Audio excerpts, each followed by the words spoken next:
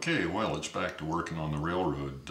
A number of people have said that they like seeing the videos of building the model of the station, and a number of people have said they like seeing the videos of building the railroad. So I guess I'm going to hop back and forth on these episodes, kind of. And today I want to talk a little bit about what I'm doing on the railroad and the construction of the staging yard. And you can see by this diagram that the area I'm going to be talking about is outlined in the red triangle, and it's basically a 4.5 foot by 4 foot area that is one of the two throats of the staging yard. And it's kind of interesting because it's built on a curve, which required me to do some specialized track work, and then also quite a bit of wiring. So today I'm going to talk about that. And with that, what we have here, this is the underside of the module for that part of the railroad. Now this looks like quite a bit of confusing wiring here, but basically it's described by these two diagrams that I created. There's this diagram and this diagram that I just dropped on the floor. And these are really important because these keep me straight in the wiring. Now, why is this all so complicated? Well, I'm going to be using digital command control, and that's a great way to control trains, but there's certain things you have to be very careful about in running it.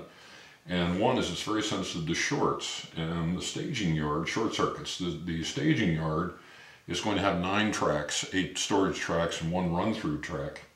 And what I want to be careful to do is that each one of the turnouts, you can see in this diagram for the staging yard, is I don't want a train on a storage track to accidentally run through a turnout that's set against it, because that would cause a short and a problem with resetting the system. So I had to design yard throats for both ends of the staging yard that would allow me to avoid that problem. And to do that, I basically recreated something akin to a real railroad interlocking system. Now what you're looking at here, you have to imagine the track is on the other side here. That's already installed and it's stood up on edge. But basically I've got 3 kinds of power coming in here. First of all, I've got 12 volt DC, which is related to the power requirements of these double pole double throw relays, power relays. I've got 16 volts AC, which comes in here through these capacitive discharge units and is turned into DC to power these electric switch motors, of which there are 8.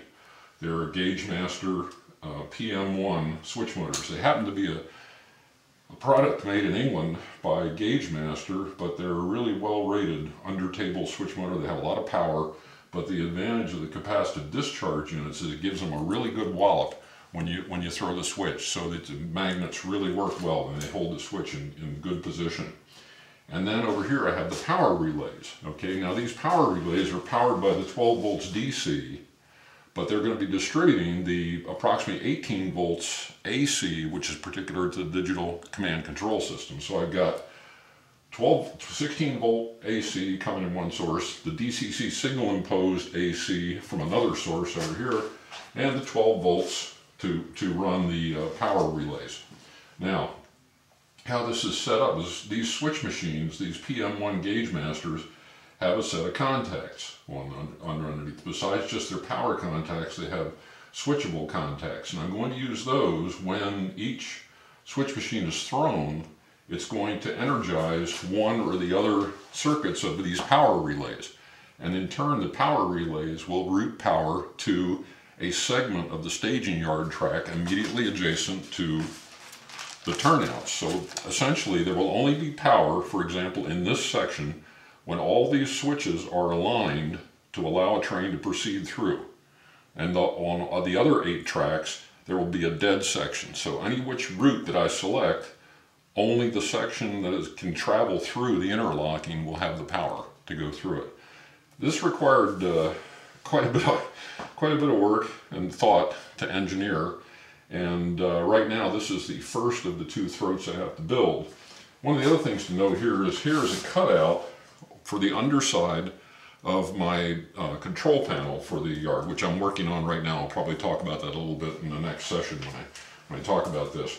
But this is going to have power indicator lamps for each of the 9 tracks, and also the momentary contact double pole double throw contact toggle switches, which will be connected to their respective switch machines. And You notice that I've got labels all over the place here. Well, this is really important to keep yourself straight because I've got 4 different kinds of wire, different color coding, banding, and everything, and I wanted to make sure I got it all right. So as I was doing each connection, I was writing a note that, for example, this goes from a switch machine W6789 East, okay, and goes through the, or E terminal, not East-West, is connected here, and it goes on over to its respective power relay to throw it in the proper direction. And it took me probably a month of gaming this on my laptop to see how it would work and what needed to be connected to what. Now the proof in the pudding here is going to come when I finish the control panel and then mount it in here and have all the wires connected, and then I'm going to hook up the 12 volt DC, the 16 volt AC, and a temporary connection with just plain old 12 volt DC, and I'll have LED panel light LEDs connected across all these on the panel to make sure it works. And that's going to be the real acid test of all this, and hope within the next week I can get to that. So that's what I've been doing, working on the layout so far. This is slow, careful work. You can't be in a hurry. I always double check and make sure, okay, this wire connects here to this, and we will see how successful I was.